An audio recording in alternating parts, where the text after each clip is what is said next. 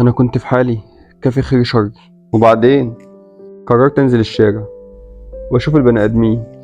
ما تشوفش وحش ويبقى عندي صحاب بعد الشر عنك، وبغباء وثقت في الكل. لا حول ولا قوة إلا بالله.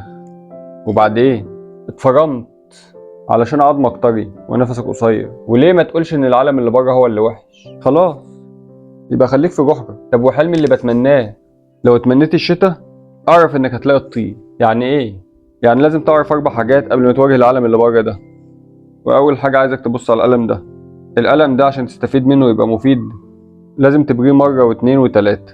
تخيل كده القلم ده لو بيحس هيبقى شعوره ايه وهو عمال بيتقطع، بس هو مضطر يستحمل عشان يبقى مفيد. والحقيقه نفس الموضوع ده كده بالظبط، تجارب بتوجع وفرص وتحديات صعبه، ومن خلال الفرص دي كل واحد بيبين شخصيته. تاني حاجه وهي انك بتقدر تصحح الاخطاء اللي بتقع فيها وانت ماشي في الطريق، زي الجمل اللي في دار القلم دي بالظبط، وتعتبر الاخطاء دي دروس تتعلم منها لقدام. وتالت حاجه زي القلم ده برضه هي انك لازم تسيب بصمتك في اي مكان تشتغل فيه، وتكتب فيه قصتك والناس اللي هتحاول تعطلك. اعتبرهم طوب في الارض بتحاول توقعك، واوعى تبطل كتابه. ورابع حاجه خليك دايما فاكر ان اهم جزء فيك هو الجزء اللي جوه منك، فلازم تحافظ عليه وتصدقه، عشان لو اتكسر منك مش هتبقى معبر ومش هتعرف تكتب حاجه ومش هيبقى ليك لازمه.